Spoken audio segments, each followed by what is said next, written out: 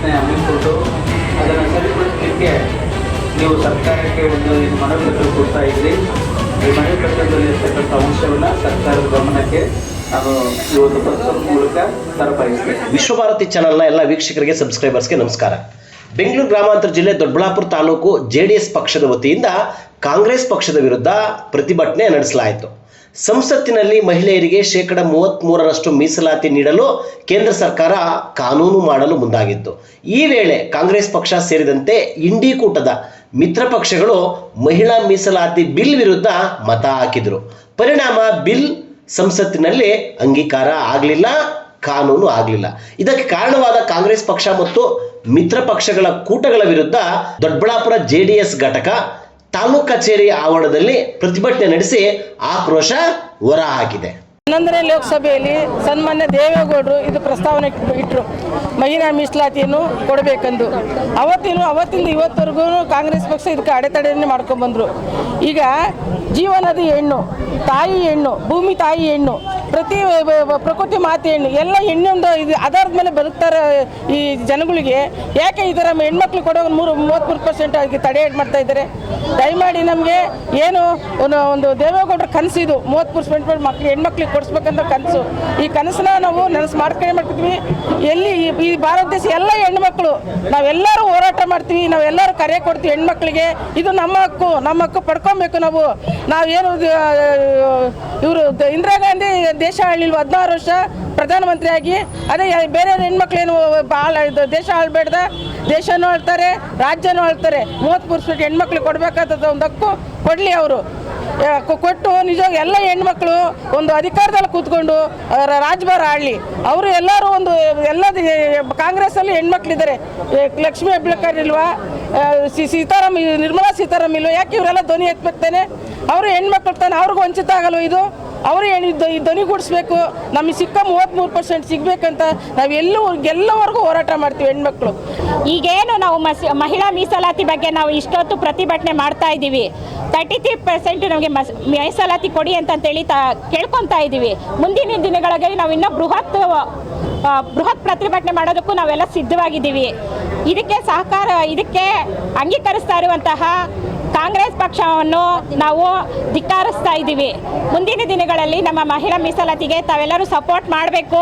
ನಮ್ಮಲ್ಲೂ ಮಹಿಳೆಯರಿದ್ದಾರೆ, ನಾವು ಇನ್ನೂ ಬೃಹತ್ ಮಟ್ಟದಲ್ಲಿ ನಾವು ಪ್ರತಿಭಟನೆ ಮಾಡೋದಕ್ಕೆ ಸಿದ್ಧವಾಗಿದ್ದೀವಿ ಅಂತ ಈ ಮೂಲಕ ನಮ್ಮ ಎಲ್ಲರಿಗೂ ನಾನು ಹೇಳ್ತಾ ಇದ್ದೀನಿ. ಒಂದು ಬೃಹತ್ ಮಹಿಳಾ ಹೋರಾಟ ಏನಿದೆ ಇದು ಮಹಿಳೆಯರ ಹಕ್ಕಿಗಾಗಿ. ಈ 33% ಹಕ್ಕನ್ನು ಹಿಂದೆನೇ ಮಾಡಬೇಕಾಗಿತ್ತು. ಇದರ ಮೊದಲ ವಿಧೇಯಕವನ್ನು ನಮ್ಮ ದೇವೇಗೌಡರು ಮಂಡನೆ ಮಾಡಿದರು. ಆದರೆ ಅದನ್ನು ಇದುವರೆಗೂ ರದ್ದಾಯಿತು. ಅವರ 11ನೇ ಲೋಕಸಭೆ ಮಂಡಿಸಿದ ಮೇಲೆ ಅದು ರದ್ದಾಯಿತು. ರದ್ದಾಗಿದ್ದಕ್ಕೆ ಈಗ ಇದು ಮತ್ತೆ ಎಷ್ಟೋ 30 ವರ್ಷಗಳ ಕಾಲ ಇದನ್ನು ಜಾರಿಗೆ ತೊಗೊಂಬರೋಕ್ಕಾಗಲಿಲ್ಲ.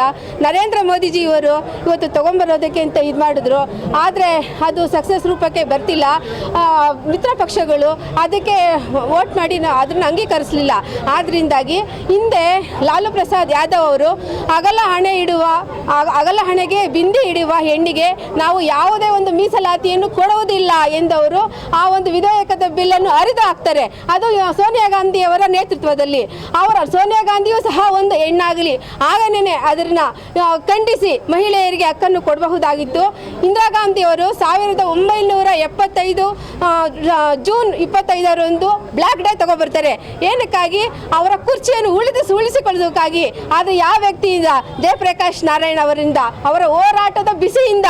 ಈಗಲಷ್ಟೇ ನಮ್ಮ ದೊಡ್ಡಬಳ್ಳಾಪುರದಲ್ಲಿ ಈ ನಡೆದಂತಹ ಹೋರಾಟ ಮಂಜುನಾಥ್, ಹರೀಶ್ ಗೌಡ್ರು ಮತ್ತು ವಿಜಯ್ ಕುಮಾರ್ ಪ್ರತಿಯೊಬ್ಬರು ಗಣ್ಯ ವ್ಯಕ್ತಿಗಳ ಈ ಹೋರಾಟವು ಸಹ ಇಲ್ಲಿಂದ ಕೇಂದ್ರಕ್ಕೆ ಈ ಬಿಸಿಯು ತಟ್ಟುತ್ತೆ ಅನ್ನುವುದು ಈ ಎಲ್ಲರ ಸಮ್ಮುಖದಲ್ಲಿ ನಾನು ಹೇಳಕ್ಕೆ ತಿಳಿಯಪಡಿಸ್ತೇನೆ.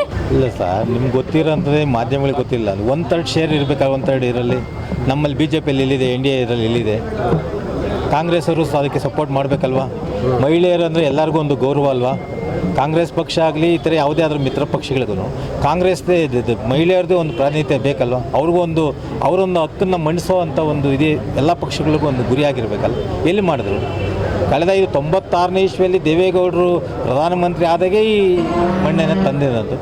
ಆದರೂ ಕಳೆದ 30 ವರ್ಷಗಳಿಂದ ಬಂದಂಥ ಸರ್ಕಾರಗಳು ಯಾವುದೂ ಮಾಡಿದಂಥ ಪ್ರಯತ್ನನ ಇವತ್ತು NDA ಸರ್ಕಾರ ಮಾಡಿರೋಂಥ ಸಂದರ್ಭದಲ್ಲಿ ಪಕ್ಷಾತೀತವಾಗಿ ಇದಕ್ಕೆ ಸಪೋರ್ಟ್ ಕೊಟ್ಟಿದ್ರೆ ಇವತ್ತು ಎಲ್ಲ ಪಕ್ಷಗಳನ್ನು ಎಲ್ಲ ಮಹಿಳೆಯರು ಇವತ್ತು ಎಲ್ಲ ರಾಜಕೀಯ ಪಕ್ಷಗಳನ್ನು ಗೌರವದಿಂದ ನೋಡ್ತಾ ಇದ್ರು. ಚುನಾವಣೆ ಬೇರೆ, ಚುನಾವಣೆ ಆದರೆ ಒಂದು ಮಹಿಳೆಯರಿಗೆ ಒಂದು ಹಕ್ಕನ್ನು ಕೊಡುವಂಥ ವಿಚಾರದಲ್ಲಿ ಸರ್ವಾನುಮತದಿಂದ ಎಲ್ಲ ಪಕ್ಷಗಳು ಒಂದು ಅಂಗೀಕಾರಕ್ಕೆ ಅನುಮೋದನೆ ಕೊಡಬೇಕಾಗಿತ್ತು ಅಂತ ನಮ್ಮ ಒಂದು ಎಲ್ಲ ನಮ್ಮ ಪಕ್ಷದಲ್ಲಿ ಮ್ಯಾಕ್ಸಿಮಮ್ ಎಷ್ಟಿದೆಯೋ ಎಷ್ಟು ಜನ ಆರಿಸ್ಬಿಟ್ಟು ಅಷ್ಟು ಜನರು ಕೊಟ್ಟಿದ್ದಾರೆ.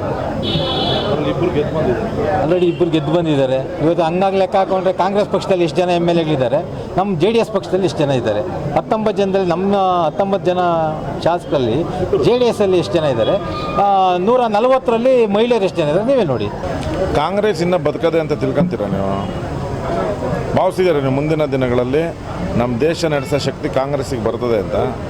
INDA ಒಕ್ಕೂಟದಿಂದ ಏನೋ ಈ ಸಲ ಒಂದು ಸ್ವಲ್ಪ ಉಸಿರಾಡಿದ್ದಾರೆ ಅಷ್ಟೇ. ಏನಾಯಿತು ಉತ್ತರ ಪ್ರದೇಶದಲ್ಲಿ, ಗುಜರಾತಲ್ಲಿ ಏನಾಯಿತು, ಈಗ 5 ಪಂಚರಾಜ್ಯ ಚುನಾವಣೆ ಬರ್ತಾವಲ್ಲ, ಎಷ್ಟು ಕಡೆ ಕಾಂಗ್ರೆಸ್ ಅವರು ಒಂದು ರಾಷ್ಟ್ರೀಯ ಪಕ್ಷವಾಗಿ ಎಷ್ಟು ಜನ ಕ್ಯಾಂಡಿಡೇಟ್ ಹಾಕಿದ್ದಾರೆ. ಇವೆಲ್ಲ ನೀವು ಮಾಡಿ ಏನೋ ಈಗ 1/3 ನಾವು ಏನು ಇತ್ತಲ್ಲ ಈಕ್ವೇಷನ್ಸು, ಅದು ಬೆಂಬಲ ಸಿಗಬೇಕಿತ್ತು. ಈ ಬಿಲ್ ಆಲ್ರೆಡಿ ರಾಷ್ಟ್ರಪತಿಯವರು ಅಂಗೀಕಾರ ಮಾಡಿದ್ದಾರೆ, ತಮಗೂ ಗೊತ್ತಿದೆ. ಅದಕ್ಕೆ ನಾರಿ ಶಕ್ತಿ ಅಂತ ಒಂದು ಯೋಜನೆ ಸನ್ಮಾನ್ಯ ನರೇಂದ್ರ ಮೋದಿಯವರು ಮಾಡಿ ಆಲ್ರೆಡಿ ಅಂಗೀಕಾರ ಸಿಕ್ಕಿದೆ. ಇದಕ್ಕೆ ಒಂದು ಈ ಬಹುಮತ ಪಡಲಿಕ್ಕೆ ಸ್ವಲ್ಪ ತೊಡಕಾಗಿದೆ. ಮುಂದೆ ಈ ಬರ್ತದೆ, ಈಗ ಇಷ್ಟ ಆಗೋದು ಅಷ್ಟಾಗ್ದಂಗೆ ಇರ್ತದ. ಜಮ್ಮು ಕಾಶ್ಮೀರದ ಪರಿಸ್ಥಿತಿ 10 ವರ್ಷದಿಂದ ಹೆಂಗಿತ್ತು ಇವತ್ತು ಹಂಗಿದೆ.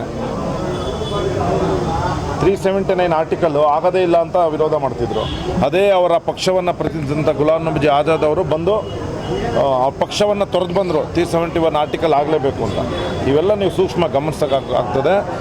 ದೇಶದ ಏಳ್ಗೆ, ಮಹಿಳೆಯರ ಏಳ್ಗೆಗಾಗಿ ಎಲ್ಲ ತ್ಯಾಗವನ್ನು ಸನ್ಮಾನ್ಯ ನರೇಂದ್ರ ಮೋದಿಯವರು ದೇವೇಗೌಡರ ಮಾರ್ಗದರ್ಶನದಲ್ಲಿ ಈ ದೇಶವನ್ನು ಪ್ರತಿನಿಧಿಸ್ತಿದ್ದಾರೆ. ಯಾರಾದರೂ ಒಬ್ಬ ರಾಜಕಾರಣಿ 92-93 ವರ್ಷದಲ್ಲಿ ಇನ್ನೂ ಇವತ್ತಿನವರೆಗೂ ಆ್ಯಕ್ಟಿವ್ ಆಗಿ ರಾಜಕೀಯದಲ್ಲಿದ್ದಾರೆ ಅಂದರೆ ನಮ್ಮ ಪಕ್ಷದ ದೇವೇಗೌಡರ ಮಾದರಿ. ಅವರ ಸತತವಾದ 60-65 ವರ್ಷಗಳ ರಾಜಕೀಯ ಏನು ಇದಿದೆ, ಪರಿಣಿತರಿದ್ದಾರೆ. ಅದರ ಮಾರ್ಗದರ್ಶನವನ್ನು ನಮ್ಮ ಪಕ್ಷ ಇಲ್ಲಿ 2 ಸೀಟ್ ತಾಂಡಿರ್ಬೋದು. ಅವರು ದೇಶವನ್ನು ಆಳಿದ್ದಾರೆ. ಸತತವಾಗಿ ವಿರೋಧ ಪಕ್ಷವನ್ನು ಪ್ರತಿನಿಧಿಸ್ತಾ ಬಂದರೆ ನಿಮಗೆ ರಾಜಕೀಯದಲ್ಲಿ ಆಡಳಿತಕ್ಕಿಂತ ವಿರೋಧ ಪಕ್ಷ ನಡೆಸಿದರೆ ನಿಮಗೆ ಜನಸಾಮಾನ್ಯರ ಕಷ್ಟ ಸುಖ ಗೊತ್ತಾಗೋದು. ಆ ಅನುಭವ ಸನ್ಮಾನ್ಯ ದೇವೇಗೌಡರ ಹತ್ರ ಇದೆ. ಅದನ್ನು ಸಂಪೂರ್ಣವಾಗಿ ನಿಸ್ವಾರ್ಥ ಮನೋಭಾವನೆಯಿಂದ ದಾರ ಎರೆದಿದ್ದಾರೆ ಸನ್ಮಾನ್ಯ ನರೇಂದ್ರ ಮೋದಿ ಅವರಿಗೆ. ಹಾಗಾಗಿ ಮುಂದಿನ ದಿನಗಳಲ್ಲಿ ಏನು ಈ ಮಹಿಳಾ ಮೀಸಲಾತಿ ವಿರೋಧ ಇವತ್ತೇನು ವ್ಯಕ್ತ, ಈ ಕಾಯ್ದೆ ಸಂಪೂರ್ಣ ಜಾರಿಯಾಗ್ತದೆ.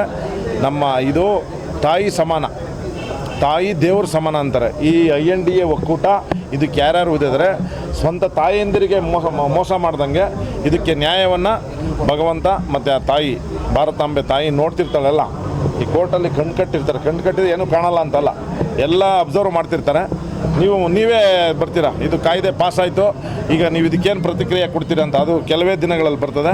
ಅಲ್ಲಿನವರೆಗೂ ಎಲ್ಲರೂ ಸಹ ಈ ಹೋರಾಟಕ್ಕೆ ನಿಮ್ಮ ಮುಖಾಂತರ ಕೈ ಜೋಡಿಸಿ ನಿಮ್ಮದು ಸಹಕಾರ ಇರಲಿ ಸರ್. ಇದು ದೇಶದಲ್ಲಿ ಸಂವಿಧಾನ ಬದಲಾವಣೆಯಾದ ಅಂಗ. ಇದು ಬರೀ ಒಂದೊಂದು ರಾಜ್ಯಕ್ಕೆ ಸೀಮಿತ ಮಾಡೋಕ್ಕಾಗಲ್ಲ. ಇದು ಅವ್ರಿಗೆ ಮಿನಿಮಮ್ ಕಾಮನ್ ಸೆನ್ಸ್ ಇರಬೇಕು. ಯಾರು ಕೇಳ್ತಾ ಇರೋದು ಇದನ್ನು? ನಿಮ್ಮನ್ನ ಶರತ್ ಬಚ್ಚೇಗೌಡರು ಇದು ದೇಶದಲ್ಲಿ ಕಾನೂನು ತರ್ತಿರೋದು. ಯಾವುದೇ ಒಂದು ರಾಜ್ಯಕ್ಕೆ ಜಿಲ್ಲೆಗೆ ತರ್ತಾ ಇಲ್ಲ ಇದು. ಅದಕ್ಕೆ ಅವರು ಸ್ವಲ್ಪ ಹಿರಿಯ ಬಚ್ಚೇಗೌಡರು ಮಗ ಅವ್ರಿಗೆಲ್ಲ ಥರದ ಅನುಭವ ಇದೆ. ಈ ಥರ ಸಣ್ಣತನದ ಹೇಳಿಕೆಗಳನ್ನ ಕೊಡಬಾರ್ದು. ಒಂದು ಜವಾಬ್ದಾರಿ ಸ್ಥಾನದಲ್ಲಿರೋರು, ಅವರು 2ನೇ ಬಾರಿ ಶಾಸಕರಾಗಿದ್ದಾರೆ. ಈ ಥರ ಹೇಳಿಕೆಗಳನ್ನ ಕೊಡಬಾರ್ದು, ಸ್ವಲ್ಪ ಗಮನ ಇಟ್ಬಿಟ್ಟು ಮಾತಾಡಬೇಕು ಅಂತ. ನೀವಿನ್ನೂ ಆರ್ಟ್ ವಿಶ್ವಭಾರತಿ 24 ಚಾನಲ್ನ ಸಬ್ಸ್ಕ್ರೈಬ್ ಮಾಡ್ಕೊಳ್ಳಿ, ಸಬ್ಸ್ಕ್ರೈಬ್ ಮಾಡ್ಕೊಳ್ಳಿ. ನಮ್ಮ ವಿಡಿಯೋ ಕಂಟೆಂಟ್ ಇಷ್ಟ ಆದರೆ ಲೈಕ್ ಮಾಡಿ, ಶೇರ್ ಮಾಡಿ, ಕಮೆಂಟ್ ಮಾಡಿ.